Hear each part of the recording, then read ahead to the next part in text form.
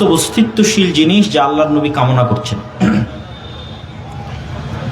রাসূল সাল্লাল্লাহু আলাইহি ওয়াসাল্লাম আরেক হাদিসে বলেন, আব্দুল্লাহ বিন আব্বাস রাদিয়াল্লাহু তাআলা আনহু থেকে বর্ণিত, আল্লাহুম্মা আউযু বিনূরি ওয়াজহিক, হে আল্লাহ, আমি আপনার চেহারার নূরের মাধ্যমে পরিত্রাণ চাচ্ছি। আল্লাযী আশরাকাত লাহুয যুলুমাত, আসমান এবং জমিন এবং তার মধ্যে যত অন্ধকার আছে সব অন্ধকার আলোকিত হয়েছে আপনার চেহারার নূরের কারণে। সূর্যের নিজস্ব আলো বলে কোনো আলো নাই। আসমান এবং জমিনের যত আলো তৈরি হয়েছে নিজস্ব আলো বলে কোনো আলো নাই। রাসূলুল্লাহ সাল্লাল্লাহু আলাইহি ওয়াসাল্লাম বলছেন, আপনার চেহারার নূর, ওটার মাধ্যমে পরিত্রাণ চাচ্ছি, যেটা আশরাকাত, যেটার মাধ্যমে সমগ্র আসমান এবং তার মধ্যে যা কিছু আছে সবকিছু আলোকিত হয়েছে। ওয়াসালুহা আলাইহি আমরুদ দুনিয়া ওয়াল আখিরাহ, আসমান এবং জমিনে যা কিছু চলতেছে তার সকল কিছুই এটির উপর নির্ভরশীল, পরিচালনার কেন্দ্রবিন্দু। এবং রাসূলুল্লাহ সাল্লাল্লাহু আলাইহি ওয়াসাল্লাম আরেক হাদিসে বলেন,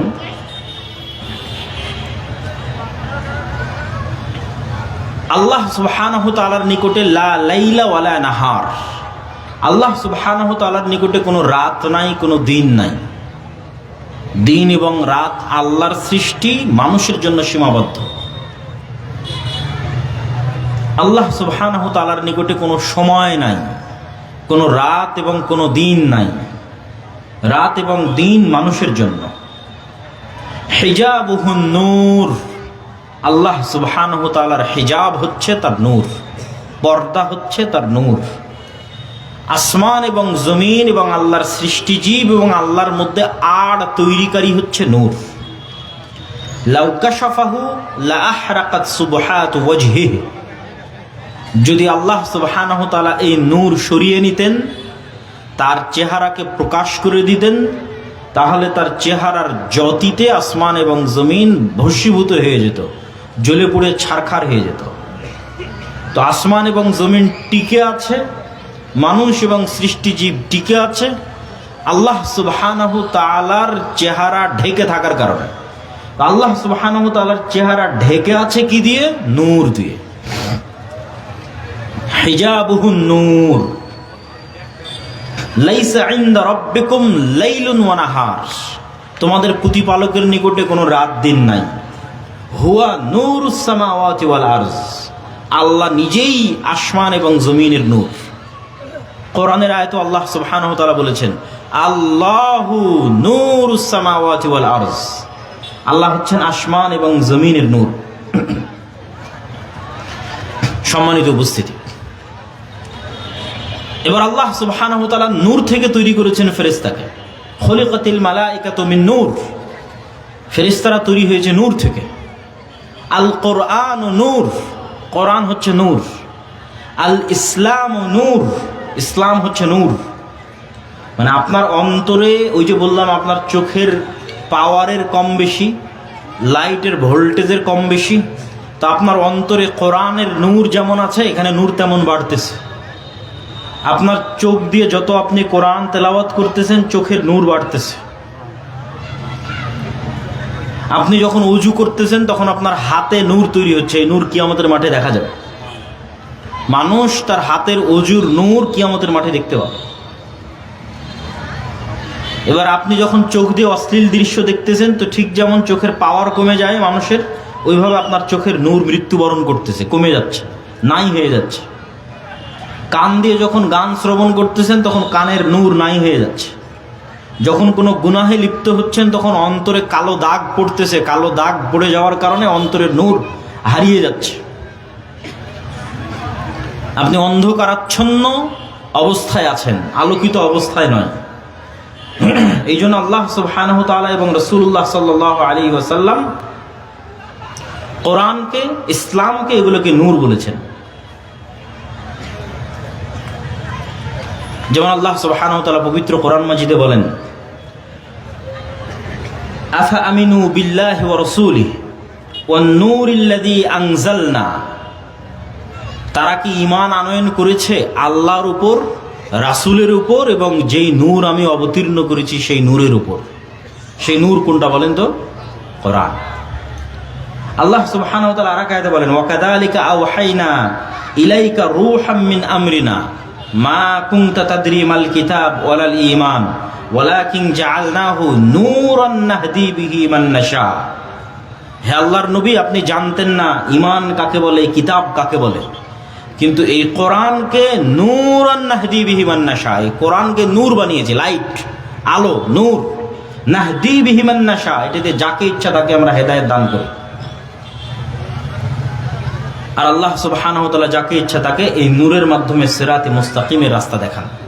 আল্লাহ সুবহানাহু ওয়া তাআলা নিজে বলছেন। আল্লাহ সুবহানাহু ওয়া তাআলা আরো বলেন, ইউরিদুনা লিইউতফিউ নূরাল্লাহ, তারা চায় আল্লাহর নূরকে নিভিয়ে দিবে। ওয়াল্লাহু মুতিম্মু নূরিহি, আর আল্লাহ তার নূরকে পূর্ণতা দান করবেন। এখানে আল্লাহর নূর কোনটা বলেন তো? ইসলাম। এখানে আল্লাহর নূর কোনটা? ইসলাম।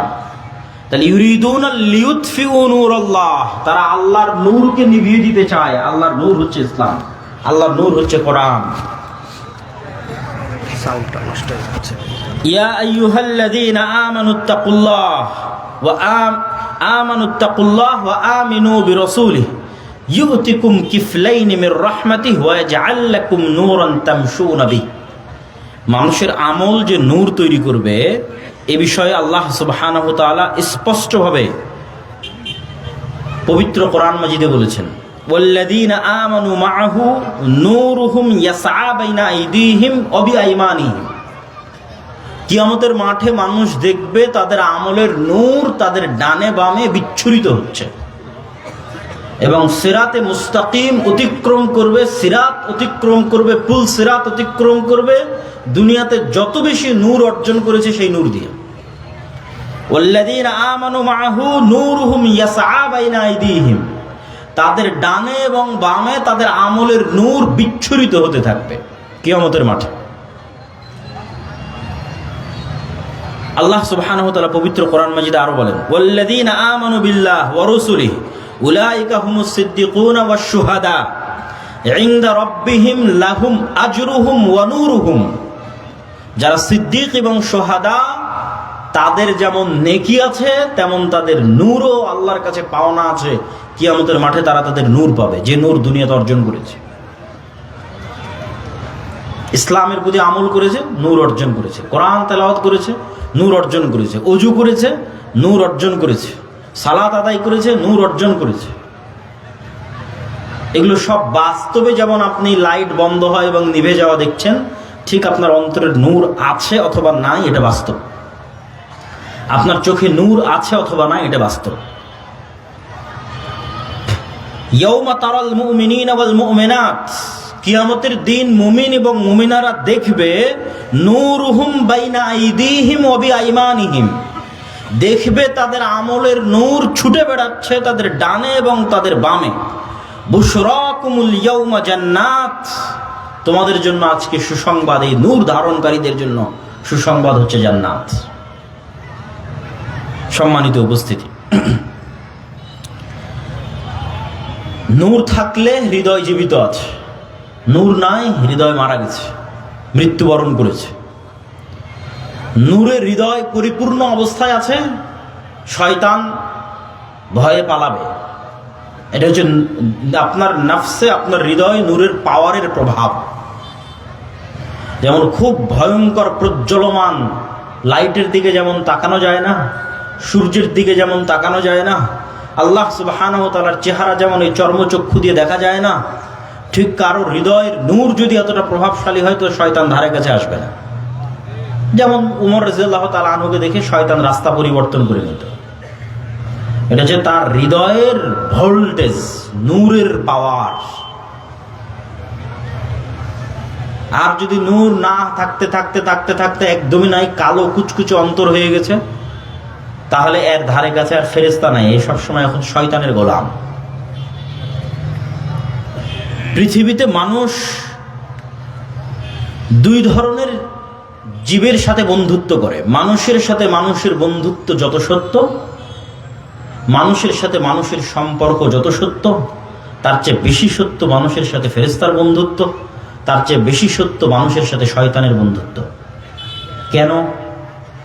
আপনি জন্মের পর আপনার বাবা মাকে দেখেছেন, আপনার বাবা মা যে আছে এটার উপর আপনার বিশ্বাস যত মজবুত, আপনার বাবা মায়ের অস্তিত্বের বিশ্বাস যত সত্য, আপনি বিয়ের পর আপনার চোখের সামনে আপনার সন্তান হয়েছে, আপনার সন্তানের অস্তিত্বের বিশ্বাস যত সত্য, আপনার সাথে ফেরেশতা আছে এবং শয়তান আছে, আপনার রূহ এবং নফসের সাথে তারা চলাচল করছে, আপনি হয় শয়তানের বন্ধু না হয় ফেরেশতার বন্ধু, এটা তার চেয়ে বেশি সত্য। কেন? আদম আলাইহিস সালাতু ওয়াস সালামকে যখন আল্লাহ সুবহানাহু ওয়া তাআলা সৃষ্টি করেছেন, তখন আদম আলাইহিস সালাতু ওয়াস সালাম সৃষ্টি হওয়ার পর সর্বপ্রথম তার স্ত্রীকে দেখেনি, সর্বপ্রথম তার ছেলেকে দেখেনি, তার বাপ মাকে দেখেনি। তার তো বাপ মাই নাই, দেখবে কিভাবে? তাহলে আদম আলাইহিস সালাতু ওয়াস সালাম সর্বপ্রথম ভিন্ন জগতের দুটো প্রাণীর সাথে পরিচিত হয়েছে। ওয়াইদ ক্বালা রাব্বুকা লিল মালাইকাতি ইন্নী জাইলুন ফিল আরদি খলিফা ক্বালু আতাজআলু ফিহা মান ইউফসিদু ফিহা ওয়া ইয়াসফিকুদ দিমা। যখন আল্লাহ ফেরেশতাদের ডেকে বললেন আমি পৃথিবীতে আমার প্রতিনিধি সৃষ্টি করতে চাই, তোমরা কি বলো? আল্লাহ বললেন আপনি কি পৃথিবীতে এমন কাউকে সৃষ্টি করবেন যারা ফিতনা ফাসাদ তৈরি করবে? আর আমরা তো আপনার তাসবিহ পাঠ করছি। তো আদম আলাইহিস সালাম সৃষ্টি হওয়ার আগে থেকেই ফেরেশতাদের সাথে আলাপ আলোচনা চলতেছে। এবার আদম আলাইহিস সালাম সৃষ্টির পরেই দুইটা ভিন্ন জগতের প্রাণীর সাথে উনি পরিচিত হচ্ছেন। একটা ফেরেশতা যারা আল্লাহর আদেশে তার সামনে সিজদা করলো, আর একটা শয়তান ইবলিস যে আল্লাহর আদেশে সৃষ্টি করলো না।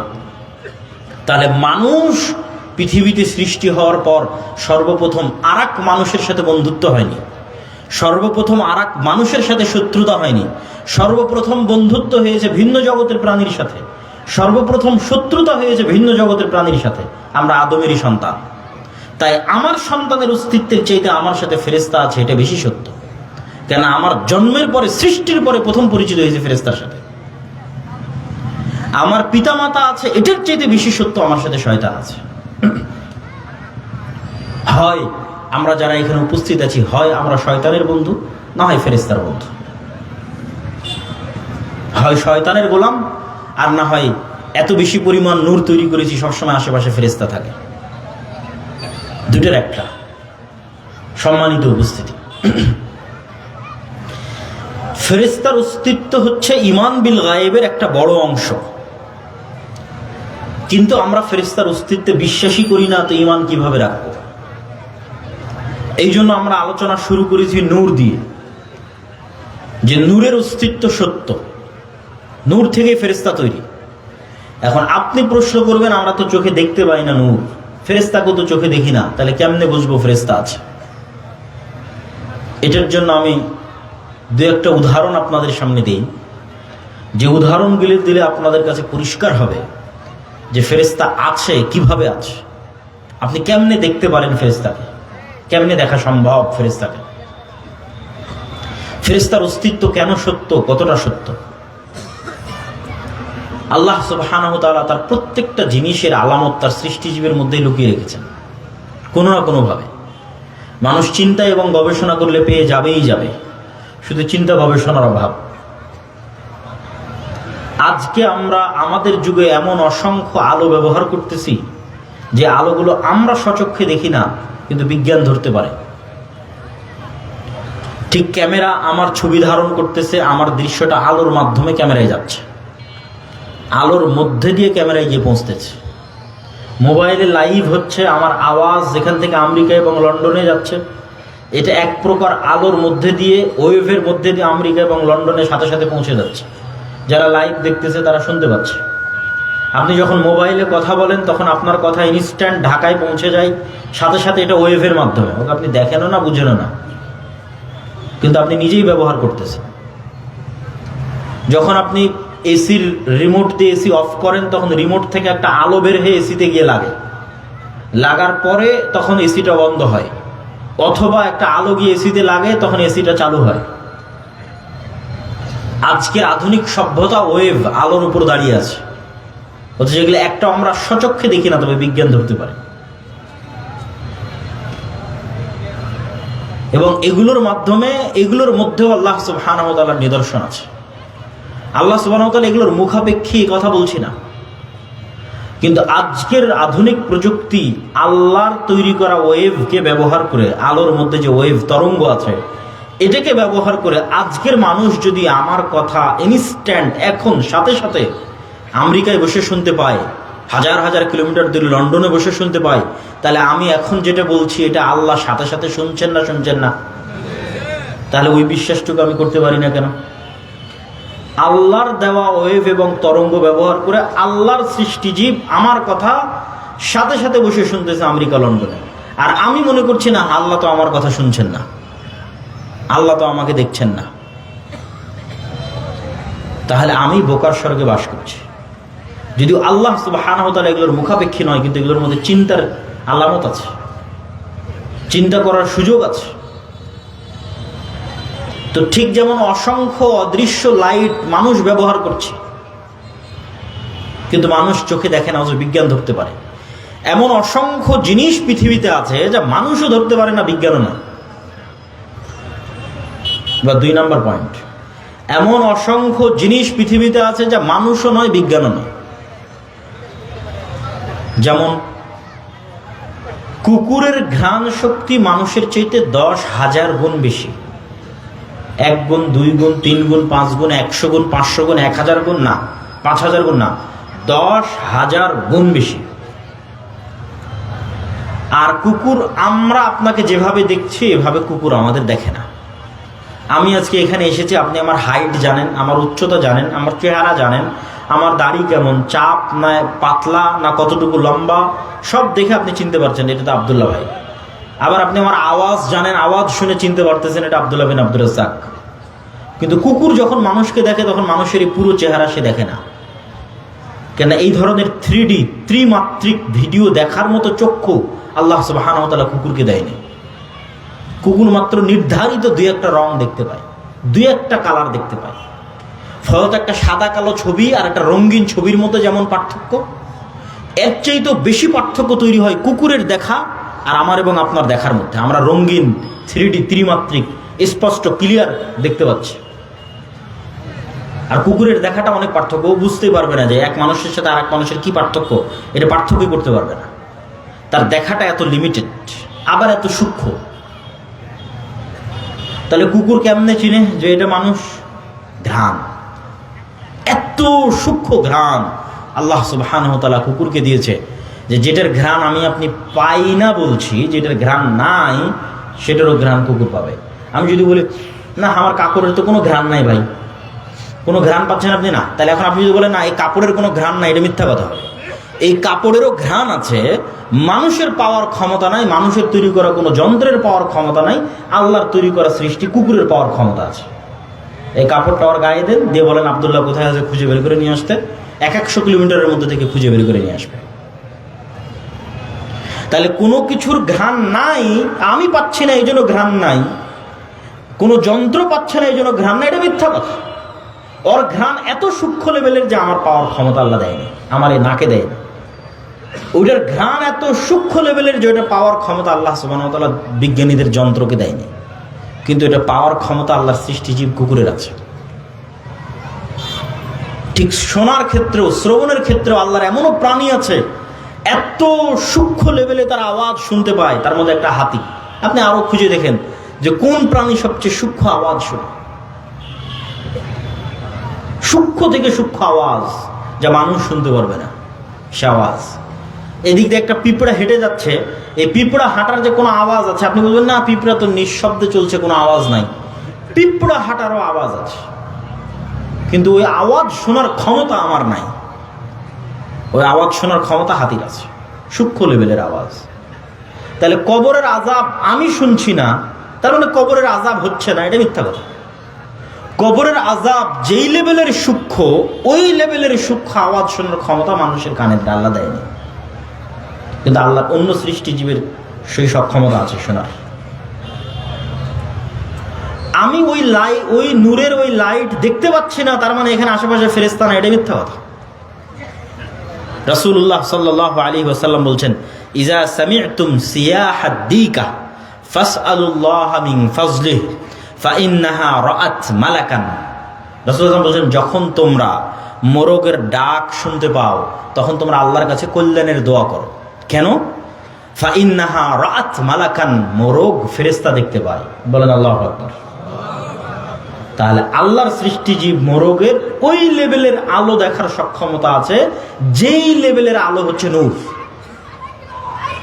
আমার দেখার, আমার চোখের সেই সক্ষমতা, সেই পাওয়ার আল্লাহ সুবহানাহু ওয়া তাআলা দেয়। তার মানে না, এটা মিথ্যা কথা আছে।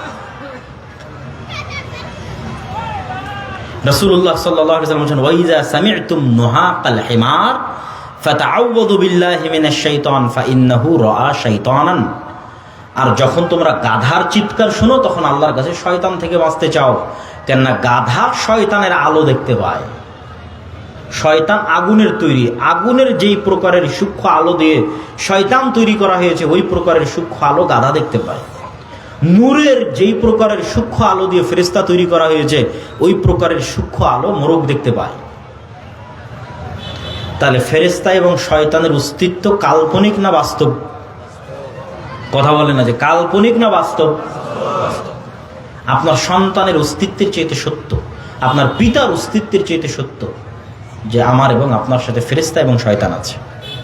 কেন আমাদের আদি পিতা আদম আলাইহিস সালাম জন্মের পর এদের সাথে পরিচিত হয়েছে, মানুষের সাথে না। তখন থেকে ফেরেশতা এবং শয়তান মানুষের সাথে কানেক্টেড। এবং মানুষের অন্তর, মানুষের কাল্ব এত আপার লেভেলের মেশিন। কেন মেশিন বলতেছি? মানুষের ব্রেন পৃথিবীর হাজার হাজার লক্ষ লক্ষ কম্পিউটারের চেয়ে বেশি সূক্ষ্ম লেভেলের মেশিন। তো স্পষ্ট মেশিন। কাফা বিনাফসিকাল ইয়াউমা আলাইকা হাসিবা। আল্লাহ বলছেন আজকে তোমার হিসাব নেওয়ার জন্য তুমিই যথেষ্ট। তো আমার হিসাব নেওয়ার জন্য আমি যথেষ্ট, আর অনেকগুলো মাধ্যম হতে পারে, কিন্তু একটা সহজ মাধ্যম বলি, সেটা হচ্ছে আমার ব্রেন। বিজ্ঞানীরা বলতেছে যে মানুষের ব্রেনের ধারণ ক্ষমতা, মানুষের বয়স যদি 1000 বছর হতো তাহলে 1000 বছরে যা দেখতো, যা শুনতো, যা বলতো তার সব কিছুই ব্রেনে সেভ করে রাখা সম্ভব। কিন্তু মানুষ তো রাখে মাত্র 60 বছর, ইউজ করে মাত্র 60 বছর। মানুষের ব্রেনের পর্দা দিয়ে যদি সমগ্র পৃথিবীকে ঘিরে ফেলা হয় তো কয়েকবার পুরো পৃথিবী ঘেরা যাবে, এতটা পাওয়ারফুল মানুষের ব্রেন। তাহলে আমি চোখ দিয়ে দেখতেছি এটাই ক্যামেরার লেন্স, ওই ক্যামেরা যেমন ওর মেমোরি কার্ডে সেভ করতেছে, আমার চোখ দিয়ে দেখা সেভ কোথায় হচ্ছে? ব্রেনে সেভ হচ্ছে। আপনি তো, আপনার তো মনে থাকে, যা করেন সব মনে থাকে, যা দেখেন সব মনে থাকে। কোথায় গিয়ে সেভ হয়? এখানে গিয়ে সেভ হয়, ব্রেনে গিয়ে সেভ হয়। এখন ইলন মাস্ক গবেষণা করতেছে যে মানুষের ব্রেনের সাথে ইন্টারনেট লাগাবে।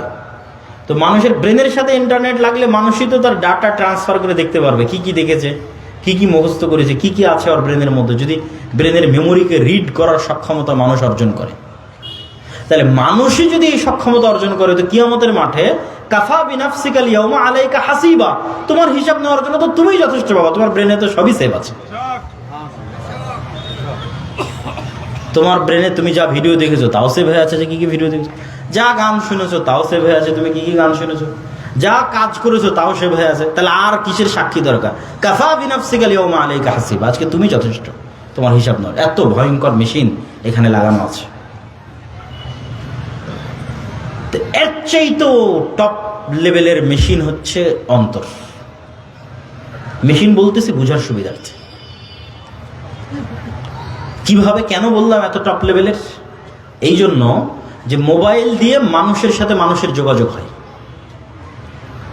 পৃথিবীর এমন কোনো মেশিন আবিষ্কার হয়নি যে ফেরেশতার সাথেও যোগাযোগ করতে পারে, শয়তানের সাথেও যোগাযোগ করতে পারে।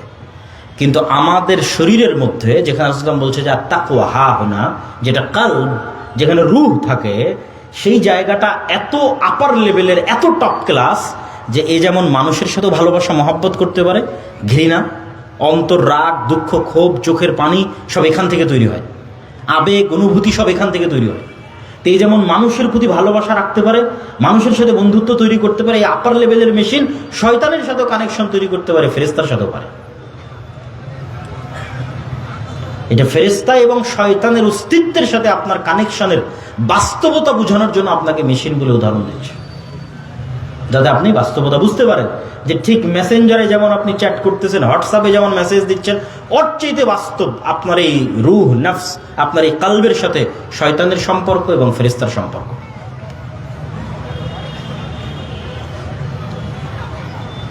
সম্মানিত উপস্থিতি, তাহলে ফেরেশতার অস্তিত্বের বাস্তবতা বোঝানোর জন্য আমরা কিছু হাদিস রাসূলুল্লাহ সাল্লাল্লাহু আলাইহি ওয়াসাল্লামের যুগে সাহাবীরা কিভাবে ফেরেশতাদের কথা বিশ্বাস করতেন, সাহাবীরা কেমনে রাসূল সাল্লাল্লাহু আলাইহি ওয়াসাল্লামের যুগে ফেরেশতাদের উপর ঈমান রাখতেন, সেটা সম্পর্কে কিছু হাদিস আজকে আপনাদের সামনে তুলে ধরি, যাতে আপনাদের বুঝতে সুবিধা হয়, বিশ্বাস করতে অন্তত পার্থক্যটা বুঝতে পারেন যে আমার আপনার বিশ্বাসের লেভেল কোথায় আর সাহাবীদের বিশ্বাসের লেভেল কোথায়।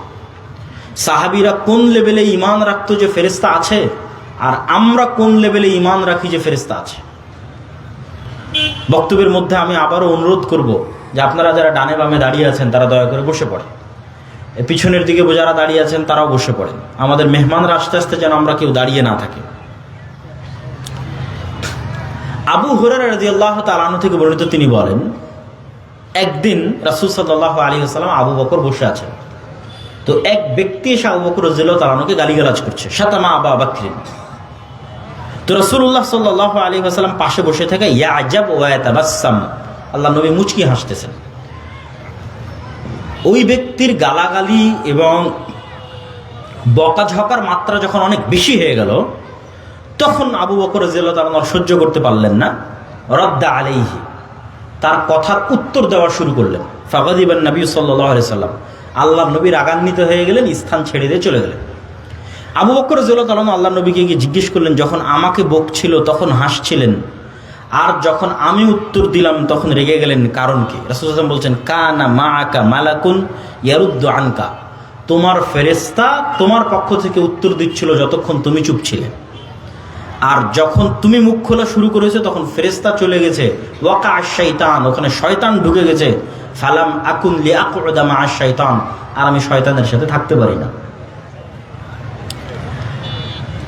আন জাবির রাদিয়াল্লাহু তাআলা আনহু আন্নাহু ক্বাল, জাবির রাদিয়াল্লাহু তাআলা থেকে বর্ণিত, তিনি বলেন, রাসূলুল্লাহ সাল্লাল্লাহু আলাইহি সাল্লাম বলেছেন, সাদ বিন মুআজ, বিখ্যাত আনসারী সাহাবী, আউস খাজরাজ গোত্রের প্রধান, তার মৃত্যুতে ইহতাজ্জা লাহু আরশুর রহমান, আল্লাহর রহমানের আরশ কেঁপে উঠেছিল, ওয়া ফুতিহাত লাহু আবওয়াবুস সামা, আসমানের দরজাগুলো খুলে দেওয়া হয়েছিল, ওয়া শাহিদাহু সাবউনা আলফাম মিনাল মালাইকা, আর তার জানাজায় ৭০,০০০ ফেরেশতা অংশগ্রহণ করেছিল।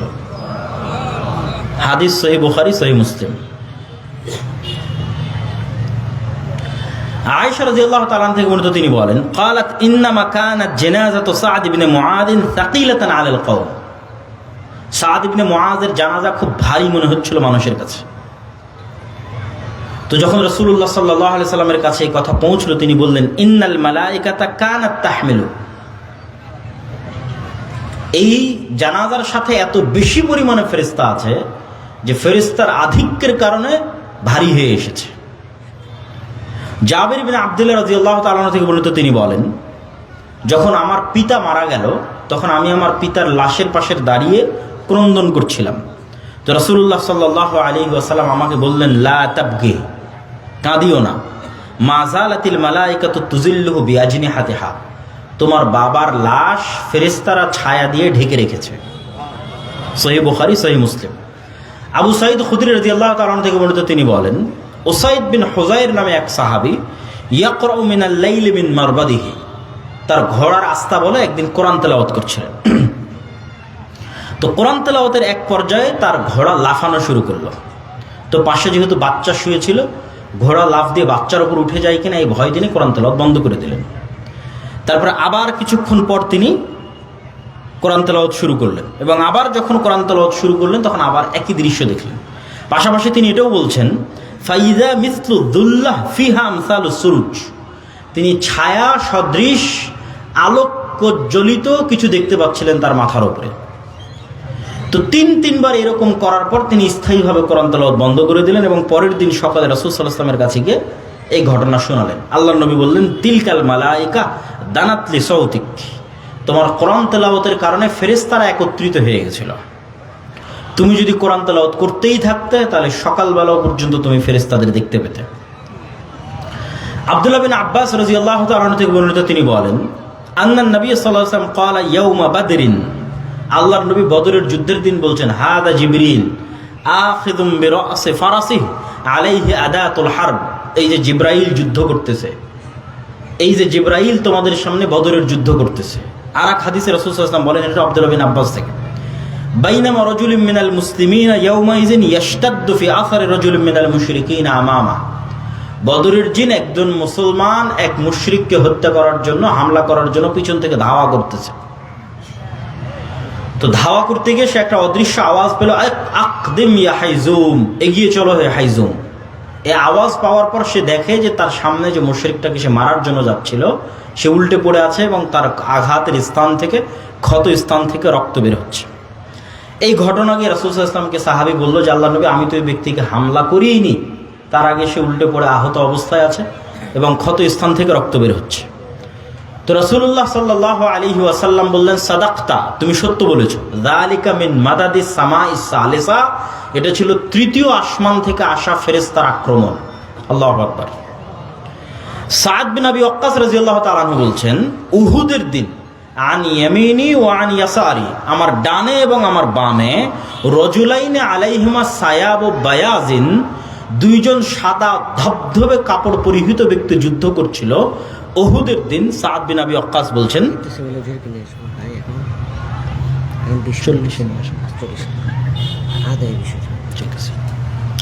আমার ডানে এবং বামে দুইজন সাদা ধবধবে পোশাকধারী ব্যক্তি যুদ্ধ করতেছে। মা রাআইতুহুমা ক্বাবলু ওয়ালা বাদ, আমি তাদেরকে আগেও কোনোদিন দেখিনি, পরেও কোনোদিন দেখিনি। আমি এই ঘটনা গিয়ে রাসূল সাল্লাল্লাহু আলাইহি ওয়াসাল্লামকে বললাম, আল্লাহর নবী বললেন, ইউকাতিলানি আশাদ্দাল কিতাল ওয়া হুমা জিবরাইল ওয়া মিকাইল। আল্লাহর নবী বললেন, তোমার দুই পাশে যে দুইজন মুজাহিদ সাদা ধবধবে পোশাক পরে যুদ্ধ করতেছিল ভয়ঙ্কর ভাবে, এরা দুইজন আর কেউ নয়, জিবরাইল এবং মিকাইল। হাদিস সহিহ মুসলিম 2414। আয়েশা রাদিয়াল্লাহু তাআলা আনহা বলছেন, রাসূলুল্লাহ সাল্লাল্লাহু আলাইহি ওয়াসাল্লাম লাম্মা রাজা রাসূলুল্লাহ সাল্লাল্লাহু আলাইহি ওয়াসাল্লাম মিনাল খান্দাক, আল্লাহর নবী খন্দকের দিন যুদ্ধ থেকে ফিরে এসেছেন। খন্দকে মক্কা এবং তার আশেপাশের আরব গোত্রগুলো একত্রিত হয়ে 1 মাস ব্যাপী মদিনাকে ঘিরে রেখেছিল। পরে বিশাল ঝড়ে সব ছত্রভঙ্গ হয়ে গেছে। তো আল্লাহর নবী এটাকে বিজয় মনে করে ঘরে ফিরে এসেছেন, অস্ত্র রেখে দিয়েছেন, গোসল করতে যাবেন। তো জিবরাইল এসে বলছেন, ওয়াজাআতা সিলাহ ওয়াল্লাহি মা ওয়াজাআনা, আপনি অস্ত্র রেখে দিয়েছেন, আমরা তো অস্ত্র রাখিনি। জিবরাইল কেন অস্ত্র রাখেনি? জিবরাইল এই জন্য অস্ত্র রাখেনি যে খন্দকের যুদ্ধে 3টা ইহুদি গোত্র গাদ্দারি করেছিল, বানু কুরাইজা, বানু কাইনুকা, বানু নাজির। এই 3টা ইহুদি গোত্র মদিনা সনদে আল্লাহর নবীর সাথে চুক্তিবদ্ধ আছে যে মদিনার ওপর যে আক্রমণ করুক না কেন আমরা তোমাদের সাথে একতাবদ্ধ থাকব। ঠিক এখন যেমন বাংলাদেশের সব রাজনৈতিক দলগুলো মনে মনে একতাবদ্ধ হচ্ছে, হ্যাঁ আগের সরকারের বিরুদ্ধে আমরা একতাবদ্ধ। তাহলে এই চুক্তি কেউ ভঙ্গ করে, গাদ্দারি করে যদি কেউ আগের সরকারকে পুনর্বাসন করার চেষ্টা করে, তো সেম অবস্থা, যে মদিনার সব পক্ষ একমত যে মদিনায় আক্রমণ করলে আমরা মুহাম্মদ সাল্লাল্লাহু আলাইহি ওয়াসাল্লামের সাথে আছি। কিন্তু এই কথা বলার পরেও 3টা ইহুদি গোত্র এই গত 1 মাস তলে তলে মক্কার মুশরিকদের সহযোগিতা করেছে। এটা মুহাম্মদ সাল্লাল্লাহু আলাইহি ওয়াসাল্লামও জানে, ফেরেশতারাও জানে, আল্লাহও জানে। তো জিবরাইল এসে বলছে, আমরা তো অস্ত্র রাখিনি, যুদ্ধ তো মক্কার মুশরিকদের সাথে শেষ হয়েছে, গাদ্দারদের সাথে তো শেষ হয়নি, মুনাফিকদের সাথে তো শেষ হয়নি। অতএব এক্ষুনি বের হন। তো কোথায় যেতে হবে? ইলা বানি কুরাইজা, বানি কুরাইজার উদ্দেশ্যে বের হন। তো আনাস রাদিয়াল্লাহু তাআলা আনহু কি বলছে দেখেন। আনাস রাদিয়াল্লাহু তাআলা আনহু বলছেন, কাআন্নী আনজুরু ইলাল গুবারি সাতিআন ফি যুকাক বানি গনাম মাওকিবা জিবরিল। আল্লাহর নবী যখন ঘর থেকে বের হয়ে সাহাবীদের বললেন, চলো বানু কুরাইজার গোত্রের দিকে, জিবরাইল আদেশ দিয়েছে। তো আনাস রাদিয়াল্লাহু তাআলা আনহু বলছেন, আমরাও যখন বানি কুরাইজা গোত্রের দিকে এগিয়ে যাচ্ছি তখন আমাদের আগে আগে জিবরাইলের ঘোড়সওয়ার বাহিনীর ঘোড়ার আঘাতে তৈরি হওয়া উড়ন্ত ধুলা আমরা দেখতে পাচ্ছি। আল্লাহু আকবার। মোটর সাইকেল গেলে যেমন ধুলা তৈরি হয়, তখন আমরা এখান থেকে 700-600 জন একত্রে রওনা দিচ্ছি বানু কুরাইজার দিকে। তো আমাদের আগে আগে ধুলা উঠতেছে, তো আমরা তো যাইনি, তো কিসের ধুলা? তো আনাস রাদিয়াল্লাহু তাআলা আনহু বলছেন যে ইহুদিদের অলিগলিতে জিবরাইলের বাহিনীর উড়ন্ত ধুলা আমরা চোখে দেখতে পাচ্ছি।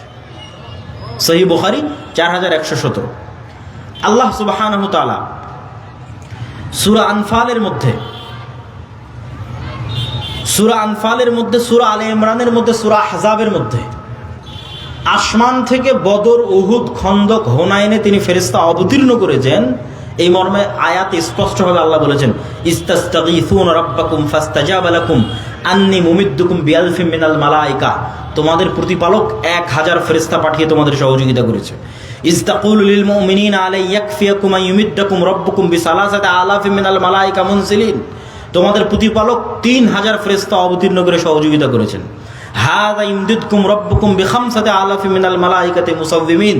সারিবদ্ধভাবে 5000 ফেরেশতা অবতীর্ণ করে তোমাদের প্রতিপালক সহযোগিতা করেছে। ইয়া আইয়ুহাল্লাযীনা আমানু যকুরু নি'মাতাল্লাহি আলাইকুম ইয জাআতকুম জুনুদুন ফাআরসালনা আলাইহিম রিহান ওয়া জুনুদান লাম তারাউহা। খন্দকের যুদ্ধে আমরা 2টা বাহিনী পাঠিয়েছিলাম, একটা বিশাল ঝড়ো বাতাস আর একটা এমন সেনাবাহিনী যাকে তোমরা দেখতে পাও না, সেটা যে ফেরেশতার সেনাবাহিনী। আব্দুল্লাহ বিন জুবাইর রাদিয়াল্লাহু তাআলা আনহু থেকে বর্ণিত, তিনি বলেন, সামি'তু রাসূলুল্লাহ সাল্লাল্লাহু আলাইহি ওয়াসাল্লাম ইয়াকুল ফি কতল হানজালা ইবনে আবি আমির। হানজালা রাদিয়াল্লাহু তাআলা আনহু বাসর ঘর থেকে বেরিয়ে যুদ্ধ করে শহীদ হয়েছেন। সাহাবীরা বলছে তাকে গোসল দিতে হবে। তো রাসূলুল্লাহ সাল্লাল্লাহু আলাইহি ওয়াসাল্লাম বলছেন, ইন্না সাহিবাকুম তুগাসসিলুহুল মালায়েকা। হানজালাকে গোসল দেওয়ার দরকার নেই, এই জন্য যে হানজালাকে ইতিমধ্যে ফেরেশতারা গোসল দিয়ে ফেলেছে। সম্মানিত উপস্থিতি, আরো অসংখ্য হাদিস রাসূলুল্লাহ সাল্লাল্লাহু আলাইহি ওয়াসাল্লামের জীবদ্দশায় ফেরেশতাদের সংক্রান্ত পেশ করা যাবে। রাসূলুল্লাহ সাল্লাল্লাহু আলাইহি ওয়াসাল্লাম একদিন বসে আছে এরকম মজমায়, একজন অপরিচিত ব্যক্তি আসলেন, এসে আল্লাহ নবীকে জিজ্ঞেস করছে, ইসলাম কি বলেন, ঈমান কি বলেন, ইহসান কি বলেন। সাহাবীরা বলছে, ওর চেহারায় সফরের আলামত নাই এবং আমরা কোনোদিন দেখিনি। এখনকার মদিনা যত ছোট, সেই কালের মদিনা আরো ছোট, হাতে গোনা যায় একটা গ্রামের মানুষকে। এক গ্রামের সবাই সবাইকে চেনে, 500-600 মানুষ, 500-600 ঘর, সবাই চেনে। তা আমরা চিনিও না, আর এতে বিমান আর রকেটের সফর নয়, মরুভূমির সফর, সফরের আলামতও নাই। একদম ইস্ত্রি করা সাদা ধবধবে জামা গায়ে দিয়ে আসতে যেমন হয়, আমরা তো গাড়িতে আসছি, তবুও কত সফরের আলামত গায়ে লেগে আছে। তো যখন জিজ্ঞেস করে শেষে বিদায় নিয়ে চলে গেল, তখন রাসূল জিজ্ঞেস, জানো কে ছিল? তো বলে, না, আপনি এবং আল্লাহ ভালো জানেন। তো বলে, জিবরাইল এসেছিল তোমাদেরকে দিন শেখানোর জন্য। তাহলে ওনারা স্বচক্ষে ফেরেশতাদের দেখতেছে, ফেরেশতাদের অস্তিত্বকে স্বচক্ষে দেখছে, ফেরেশতাদের অস্তিত্বের প্রভাব স্বচক্ষে দেখছে, স্বচক্ষে অনুভব করছে। রাসূলুল্লাহ সাল্লাল্লাহু আলাইহি ওয়াসাল্লাম বলছেন, আজকে জিবরাইল আসেনি। কেন আসেনি? বাড়িতে মূর্তি এই জন্য, ছবি এই জন্য। ছবি সরাও, জিবরাইল আসবে। লা ইয়াদখুলুল মালায়েকাতু ফি বাইতিন, ওই বাড়িতে ফেরেশতা প্রবেশ করে না যে বাড়িতে কুকুর আছে আর ছবি আছে। রাসূলুল্লাহ সাল্লাল্লাহু আলাইহি ওয়াসাল্লাম বলছেন যে জিবরাইল আমাকে এত বেশি পরিমাণে মিসওয়াক করতে বলে, আমার মুখের গন্ধে জিবরাইলের কষ্ট হয়। আমার এবং আপনার কাছে মনে হয় কোনো গন্ধ নাই, কিন্তু ওই যে কুকুরের ঘ্রাণ শক্তি বললাম সূক্ষ্ম, তা আমার এবং আপনার কাছে মনে হচ্ছে কোনো গন্ধ নাই, কিন্তু এই মানবিক গন্ধই ফেরেশতাদের কষ্ট দেয়। তাহলে মুহাম্মদ সাল্লাল্লাহু আলাইহি ওয়াসাল্লামের পবিত্র মুখের গন্ধ যদি ফেরেশতারা কষ্ট পায়, তাহলে যে সারাদিন বিড়ি আর সিগারেট খাচ্ছে, ওর কাছে ফেরেশতা থাকবে না শয়তান থাকবে? আবার বলেন, ওর কাছে ফেরেশতা থাকবে না শয়তান থাকবে? শয়তান। ফেরেশতা থাকার কোনো সুযোগ নাই। ও শয়তানের বন্ধু এবং শয়তানের গোলাম। ওর অন্তরের রূহ মারা গেছে, ওর মুখের রূহ মারা গেছে, এই নূর মারা গেছে, নাই। এটা চোখের পাওয়ার যেমন সত্য, ওই নূরের অস্তিত্ব তেমন সত্য। কানের শ্রবণ শক্তির পাওয়ার যেমন সত্য, ওই নূরের অস্তিত্ব তেমন সত্য। ওর হৃদয়ের নূরের অস্তিত্ব তেমন সত্য। সম্মানিত উপস্থিতি, তাহলে সাহাবায়ে কেরাম গায়েবের উপর কঠোর থেকে কঠোর ঈমান রাখতেন। এই জন্য তারা কখনো দুনিয়ামুখী ছিলেন না, এই জন্য তারা কখনো ইসলামের বিজয়ের জন্য কম্প্রোমাইজ করেননি, কম্প্রোমাইজের আদর্শকে তারা অবলম্বন করেননি। কেননা তারা ঈমান বিল গায়েব, ইয়াকিনের পর্যায়ে ছিল। আর আমাদের ঈমান বিল গায়েব নাই, এই জন্য আমাদের আজকে এই দশা। আপনাকে বুঝানোর সুবিধার্থে যদি আরো স্পষ্ট করে বলি, যে মূসা আলাইহিস সালাতু ওয়াস সালাম তৎকালীন ফেরাউনের কাছে দুনিয়াবী শক্তিতে যতটা দুর্বল ছিল, আজকের ফিলিস্তিনের গাজার মানুষ অতটা দুর্বল নয় ইসরায়েলের কাছে। আরো যদি ঘুরিয়ে বলি, আজকের ইসরায়েলের কাছে ফিলিস্তিনের গাজার মানুষ যত দুর্বল, আজ থেকে 3000-4000 বছর আগে ফেরাউনের কাছে মূসা আলাইহিস সালাম তার চেয়ে শতগুণে বেশি দুর্বল ছিলেন দুনিয়াবী দিক থেকে, দুনিয়াবী শক্তি ক্ষমতার দিক থেকে। যদি বুঝানোর জন্য বলি, আজ থেকে 1400 বছর আগে মুহাম্মদ সাল্লাল্লাহু আলাইহি ওয়াসাল্লাম এবং তার সাহাবীরা আবু বকর, ওমর, ওসমান, আলী রাদিয়াল্লাহু তাআলা আনহুম, খালিদ বিন ওয়ালিদ, আমর ইবনে আল-আস, তারা পারস্য এবং রোমান সাম্রাজ্যের তুলনায় যতটা দুর্বল ছিল, আজকের সারা বিশ্বের মুসলমানেরা আমেরিকা, ইউরোপের তুলনায় অতটা দুর্বল নয়।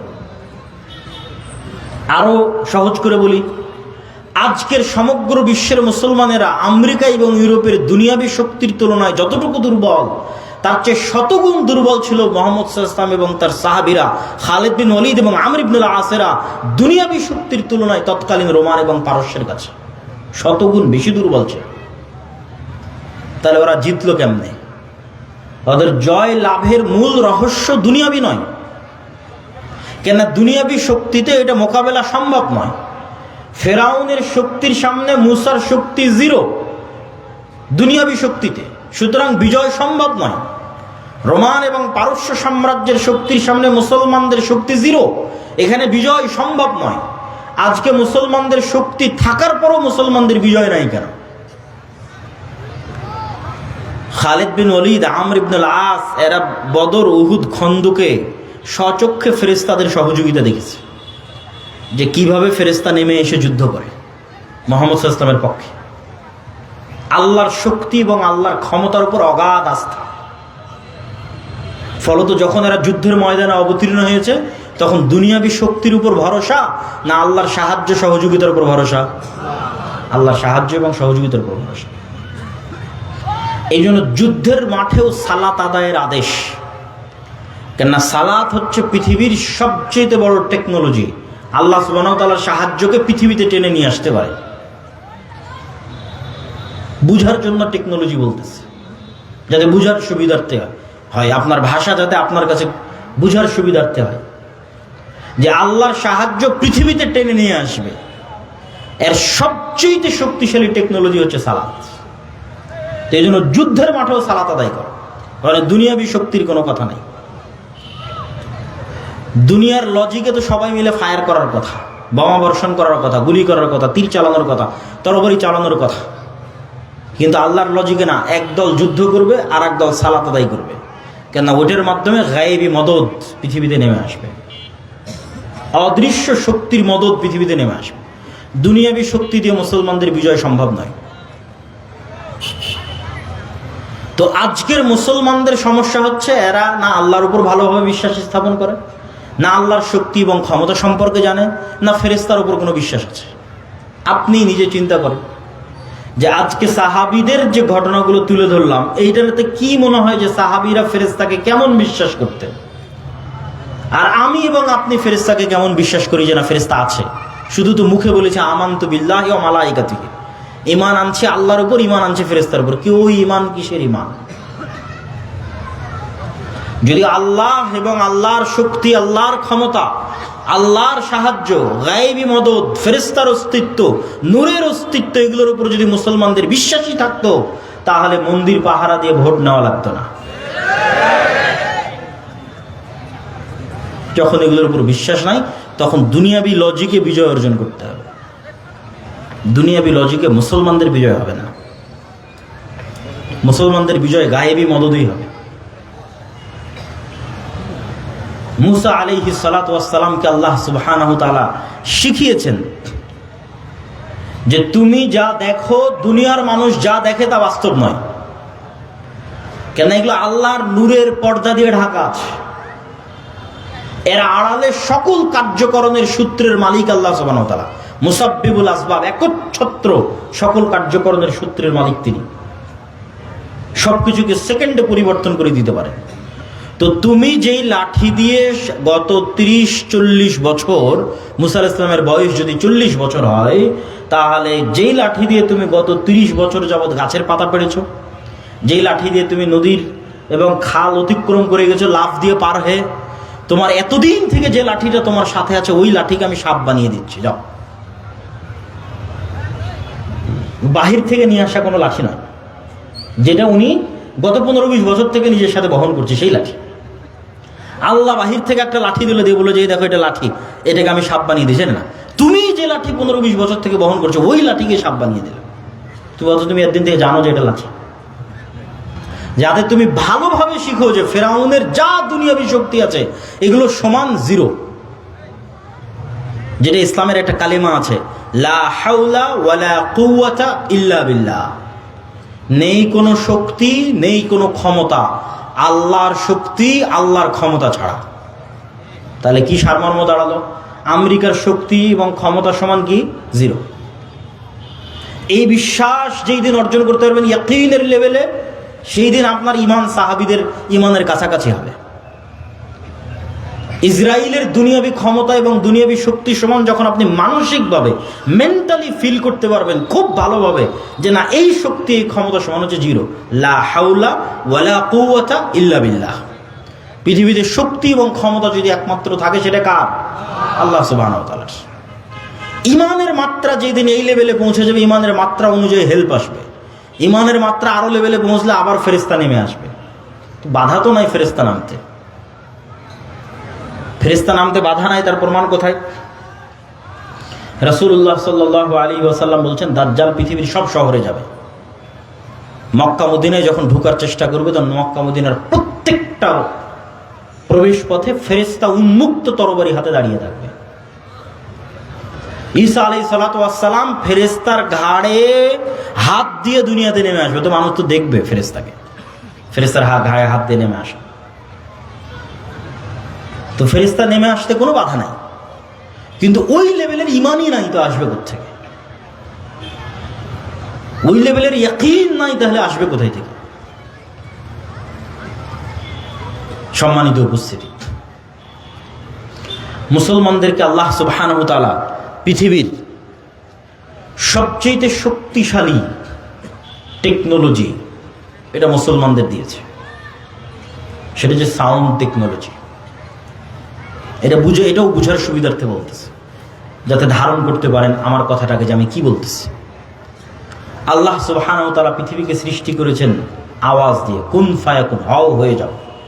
আল্লাহর আওয়াজ যথেষ্ট।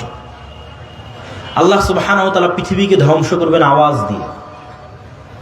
ইসরাফিল যখন বাঁশিতে ফুঁ দিবে আওয়াজ তৈরি হবে, ওই আওয়াজ আকাশ বুঝতে পারবে, ওই আওয়াজ সূর্য বুঝতে পারবে, ওই আওয়াজ চন্দ্র বুঝতে পারবে। এগুলো আওয়াজ রিসিভ করা মাত্র চূর্ণ বিচূর্ণ হয়ে যাবে,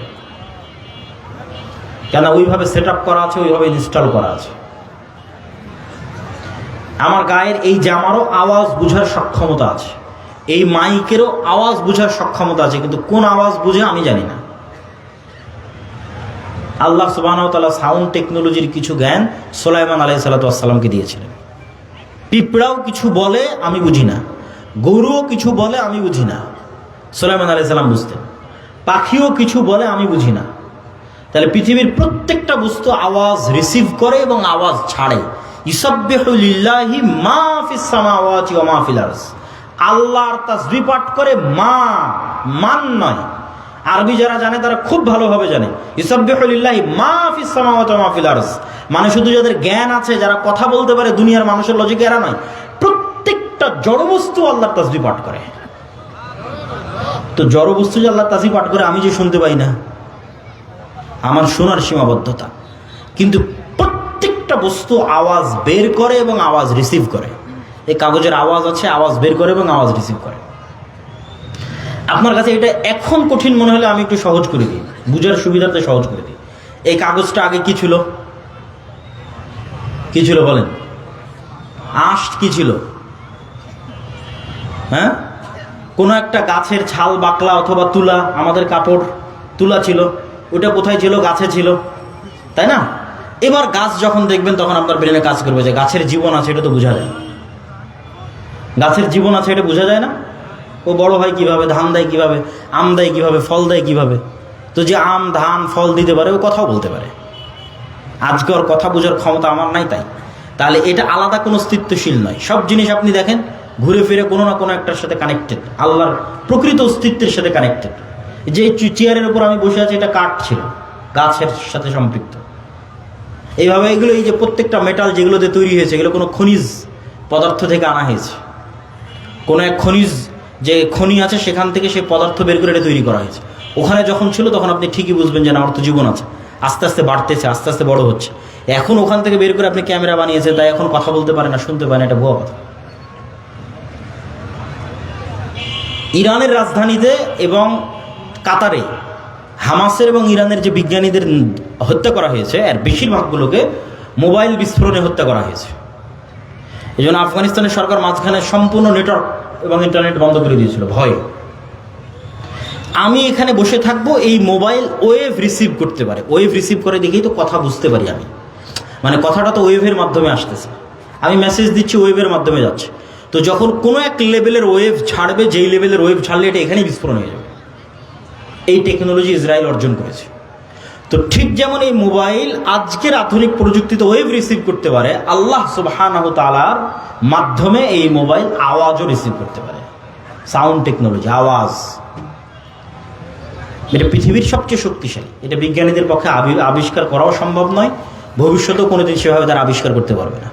এইটা আল্লাহ মুসলমানদের দিয়েছে। সেটা কি? সেটা হচ্ছে কোরআন। কোরআন কার সাউন্ড, কার আওয়াজ? এটা আল্লাহর আওয়াজ, সাউন্ড। কোরআন যেটা আমরা তেলাওয়াত করতেছি, এটা স্বয়ং আল্লাহর আওয়াজ, এটা স্বয়ং আল্লাহ সুবহানাহু ওয়া তাআলার সাউন্ড। এই জন্য রাসূল সাল্লাল্লাহু আলাইহি ওয়াসাল্লাম বলতেছে যে কিয়ামতের পূর্ব মুহূর্তে আল্লাহু আকবার ধ্বনিতে প্রাচীর পড়ে যাবে, শহর বিজয় হবে আল্লাহু আকবার ধ্বনিতে। জিকির, জিকির এই জন্য খুব পাওয়ারফুল।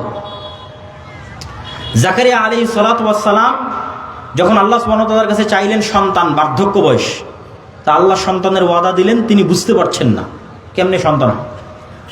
তখন আল্লাহ বলছেন তুমি সকাল সন্ধ্যে জিকির করো।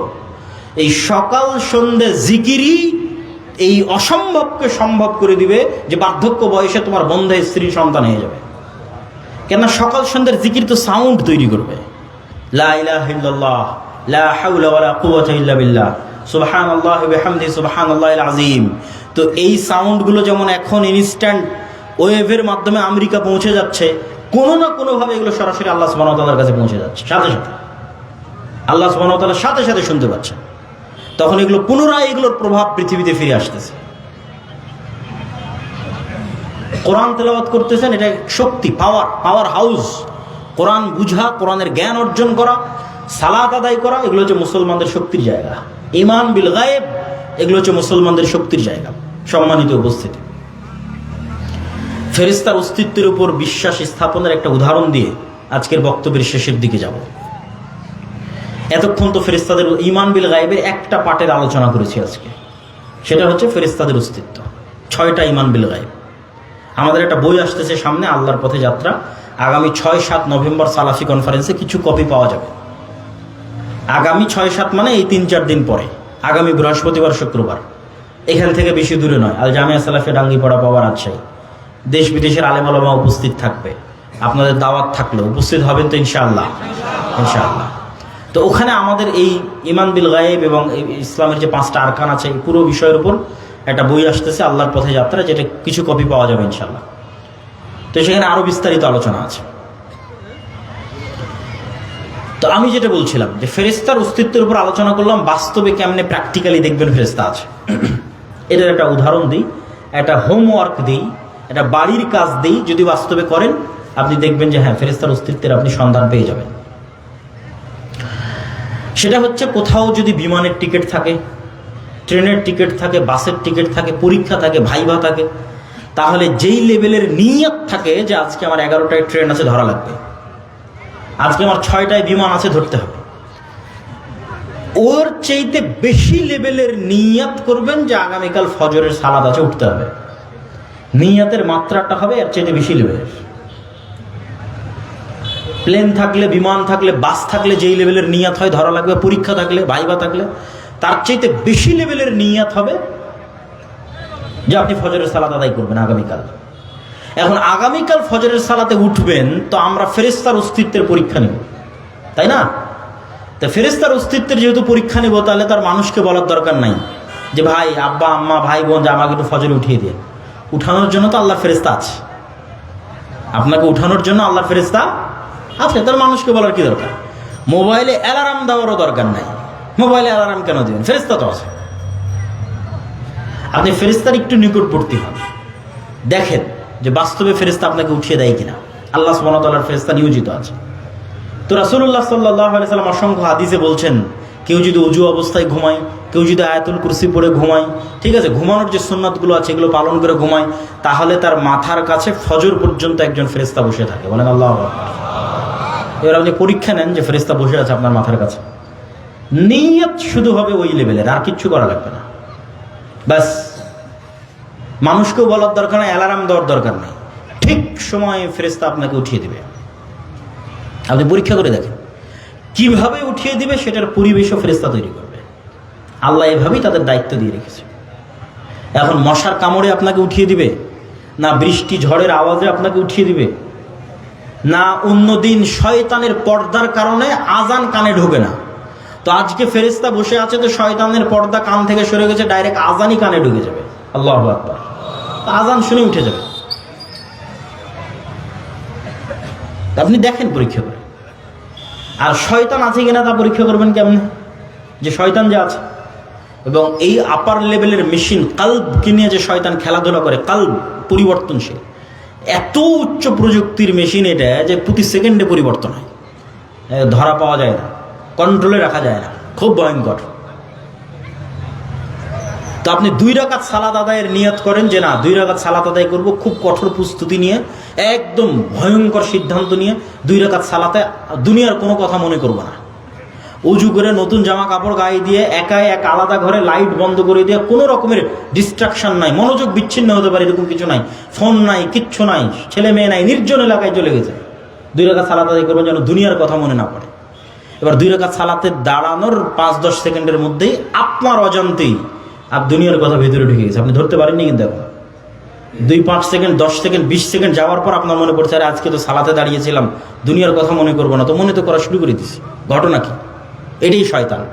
রাসূল সাল্লাল্লাহু আলাইহি ওয়াসাল্লাম বলছেন, ইখতালিসুহু শাইতান, শয়তান সালাতের মধ্যে মানুষের অন্তরকে ছিনিয়ে নিয়ে চলে যায় রাখতে, এটাই শয়তান। তাহলে শয়তানের অস্তিত্ব, ফেরেশতার অস্তিত্ব আপনার ছেলের চেয়েও সত্য, আপনার বাবা মায়ের চেয়েও সত্য। আপনার বাড়িতে আপনি কাকে জায়গা দিয়েছেন সেটা চিন্তা করেন। বাড়িতে যদি ছবি থাকে, বাড়িতে যদি মূর্তি থাকে, কুকুর থাকে, বাড়িতে যদি সালাম দিয়ে না ঢোকেন, বাড়িতে যদি কোরআন তেলাওয়াত না হয়, তাহলে ওই বাড়িতে সবসময় কে আছে? শয়তান আছে। পেশাবের যত্ন নেয় না, পরিষ্কার পরিচ্ছন্ন থাকে না, ঠিক আছে, ওরা সব মুতাহহারুন, ফেরেশতাদের পেশাব নয়, পায়খানা নেই, সব পবিত্র। তাহলে যে পেশাবের যত্ন নেয় না, উজু করে না, নামাজ পড়ে না, ওর কাছে ফেরেশতা থাকবে? জীবন না। যে উজু ভাঙলেই উজু করে, ওর সাথে ফেরেশতা থাকবে।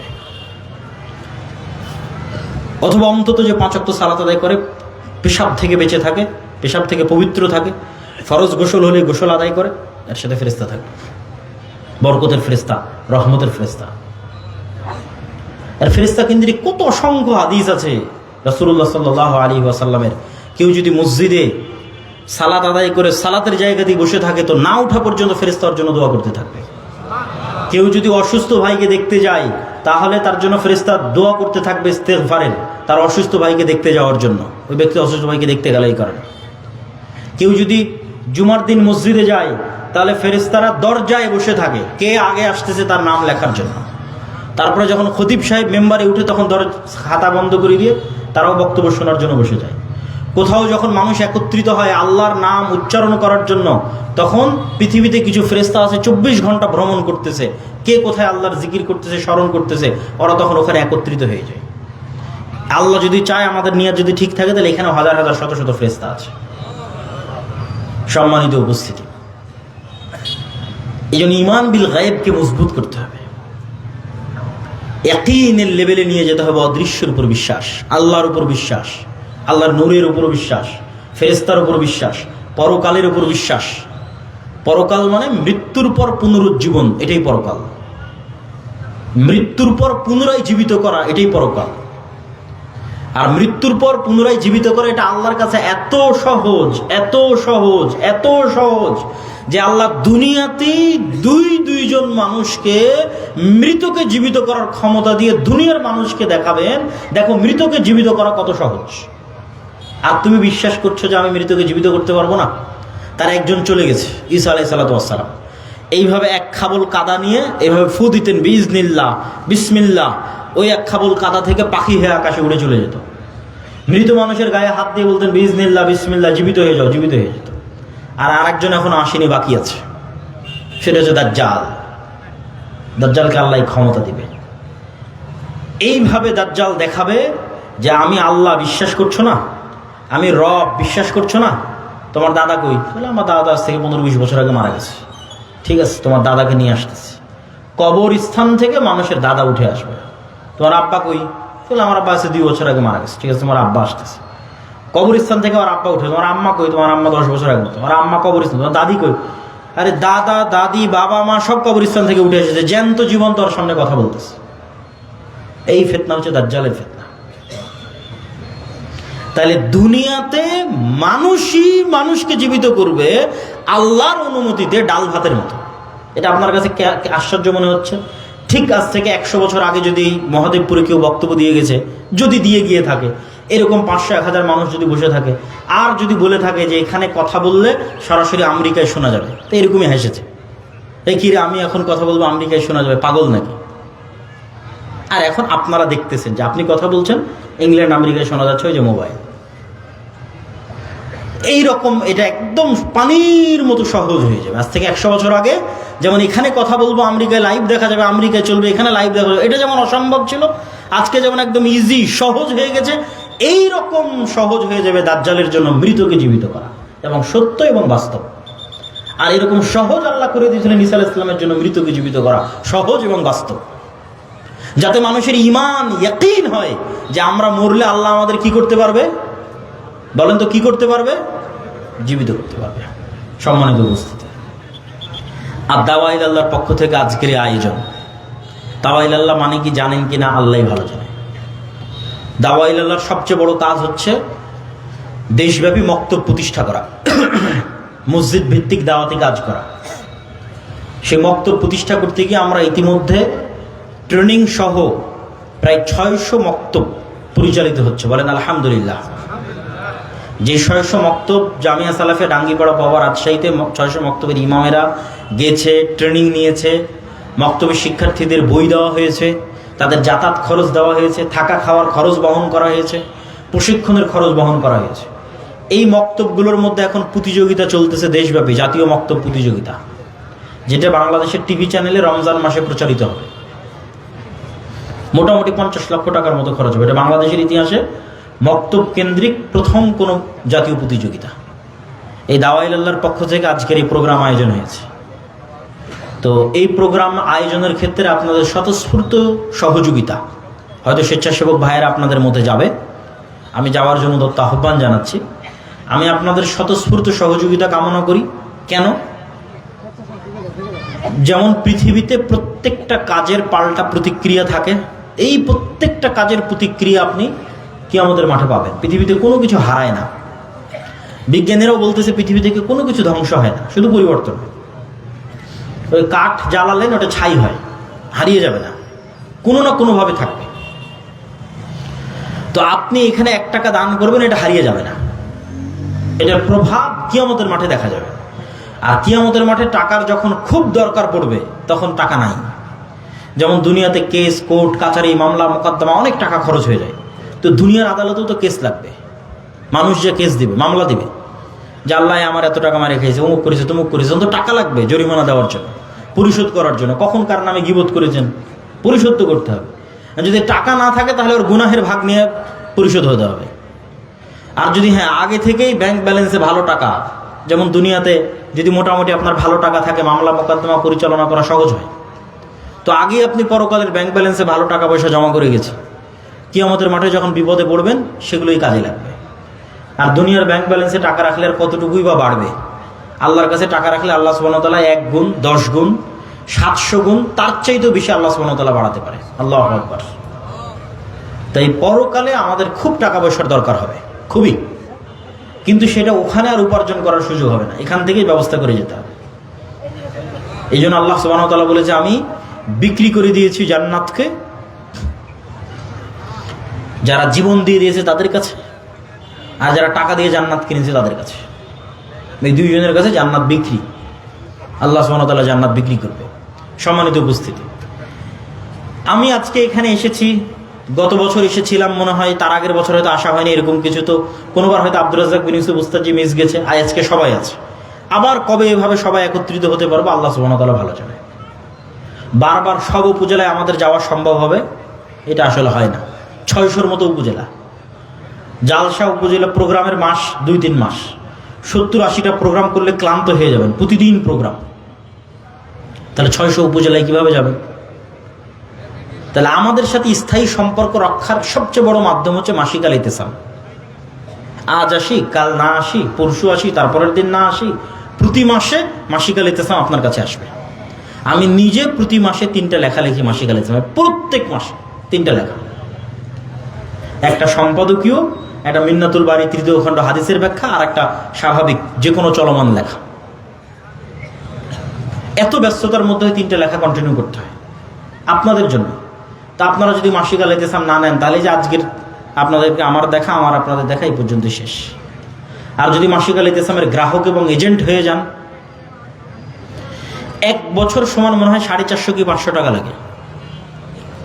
1 বছর মানে পুরো 1 বছরের টাকা মাত্র 500 টাকা দিবেন, 12 মাস আপনার ঠিকানা আসতে থাকবে। এটা হলো আমাদের সাথে স্থায়ী সম্পর্ক। আর আমাদের লিখিত যে বই পুস্তকগুলো আছে সেগুলো মোটামুটি আমাদের জ্ঞান আপনাদের কাছে পৌঁছে দেওয়ার একটা মাধ্যম। সেটা আমার লিখিত বই হোক, ফিলিস্তিন হোক, শায়েখ আব্দুর রাজ্জাক বিন ইউসুফের বই হোক, সালাত হোক, দোয়া হোক, অথবা আমার আম্মার লিখিত বই হোক, এগুলোকে মূল্যায়ন করার চেষ্টা করবেন। আমাদের ছাত্রদের একটা পত্রিকা আছে কিশলয়, আমাদের ছাত্ররা বের করে, ওর ডিজাইন থেকে শুরু করে, লেখনী থেকে শুরু করে সবই আমাদের ছাত্রদের, সেটাকে মূল্যায়ন করার চেষ্টা করবেন।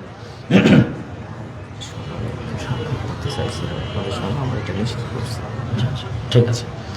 তো আদাওয়া ইলাল্লাহর সাথে সম্পৃক্ত হওয়া, মসজিদগুলোকে, মক্তবগুলোকে, কেন এখানে যাতায়াত খরচও আমরা দিচ্ছি, শিক্ষার্থীদের বইও আমরা দিচ্ছি, প্রশিক্ষণও আমরা দিচ্ছি, সবই আমাদের, প্রতিযোগিতা আয়োজন করতে আমরা আসতেছি। তাহলে কেন আপনারা পিছিয়ে থাকবেন? আকিমুল ভাইয়ের সাথে যোগাযোগ করে যত বেশি সম্ভব মক্তবের শিক্ষকদের আমাদের ট্রেনিংয়ে পাঠান এবং মসজিদগুলোর মক্তব্যের মান উন্নয়নে আমাদেরকে সহযোগিতা করার সুযোগ দেন। পাশাপাশি যে দিনী শিক্ষা প্রতিষ্ঠানগুলো আছে সেগুলোকে আল জামিয়া সালাফিয়ার সাথে সম্পৃক্ত করেন। আল জামিয়া সালাফিয়া বর্তমান বাংলাদেশের শিক্ষা গুণে, মানে, আয়তনে, ছাত্র সংখ্যায়, বিদেশি শিক্ষকে, সব দিক থেকে টপ 5 টপ 10-এর মধ্যে একটা প্রতিষ্ঠান হবে, যেটা আপনারাও খুব ভালোভাবে জানেন। অতএব জামিয়া সালাফির সাথে সম্পৃক্ত হওয়া, দাওয়া ইলাল্লাহর সাথে সম্পৃক্ত হওয়া, এগুলো আমাদের এবং আপনাদের খুব জরুরি কর্তব্য। আল্লাহ সুবহানাহু ওয়া তাআলা আমাদের এবং আপনাদের কবুল করুক। আবারও আগামী বৃহস্পতিবার, শুক্রবার সালাফি কনফারেন্সের দাওয়াত দিয়ে আজকের সংক্ষিপ্ত বক্তব্য এখানেই শেষ করছি। ওয়া আখিরু দাওয়ানা আনিল হামদুলিল্লাহি রাব্বিল আলামিন। আসসালামু আলাইকুম ওয়া রাহমাতুল্লাহি ওয়া বারাকাতুহু।